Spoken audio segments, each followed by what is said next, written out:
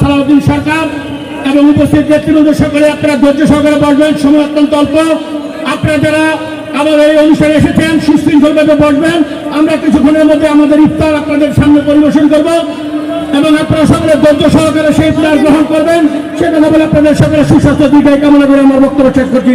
খুদা হাফেজ। বাংলাদেশ জিন্দাবাদ, শহীদ খালেদা জিয়া জিন্দাবাদ, তারেক রহমান জিন্দাবাদ। সবাইকে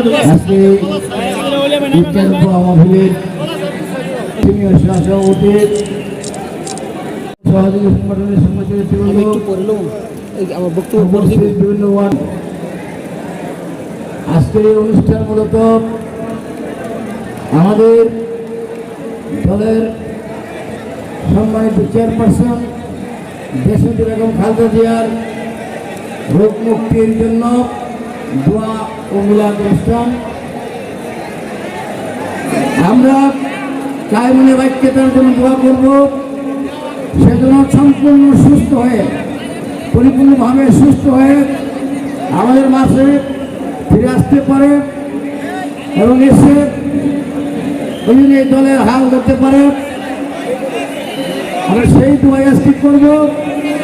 প্রিয় বন্ধুরা, আমাদের প্রিয় নেতৃবৃন্দ অনেকেই বলেছেন আগামী জাতীয় সংসদ নির্বাচন, আগামী সংসদ নির্বাচন প্রধান উপদেষ্টা অন্তর্বর্তীকালীন সরকারের স্পষ্টভাবে গতকালকে ঘোষণা দিয়েছেন ডিসেম্বরে জাতীয় সংসদ নির্বাচন অনুষ্ঠিত হবে। আমরা চাই আগামী দিন সাধারণ মানুষের ভোটের অধিকার নিশ্চিত হোক। আপনার ভোট আপনি দিবেন, কেন্দ্রে গিয়ে আপনার পছন্দের প্রার্থীকে দিবেন, পছন্দের প্রতীককে দিবেন। প্রিয় বন্ধুরা, আমার এমপি হওয়ার কোনো শখ নেই। আমি এমপি ইলেকশন করেছি, সামনে যদি দল আমাকে দেয় তাহলে ইলেকশন করবো, দল যদি না দেয় না তবে আমি আপনাদের সঙ্গে হতে চাই। আমি এই গাজীপুর 2 আসনে যারা বিএনপির নেতা কর্মী সাধারণ মানুষ আছেন, আমি তাদের পাশে থেকে তাদের দৈনন্দিন কাজগুলো এবং তাদের সুবিধা অসুবিধা। প্রিয় বন্ধুরা, রোজার মাস সংযমের মাস, আমরা সকলেই জানি। মাগফিরাতের আজকে মাফের সময় আছে মাত্র 13 দিন। এই 13 দিনের মধ্যে আমাদের পিছনের সকল গুনাহ মাফ করতে হবে। এটা আমাদের জন্য রহমতের মাস। আমাদের সকলের সুস্বাস্থ্য কামনা করে আমি আমার সংক্ষিপ্ত শেষ করছি। আল্লাহ হাফেজ।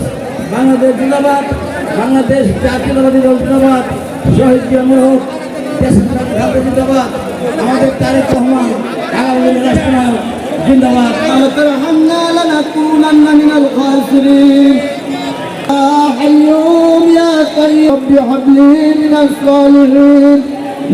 আল্লাহ খাস করে আপনার দিনের আল্লাহ রাষ্ট্র পরিচালনা করার ব্যবস্থা নাই।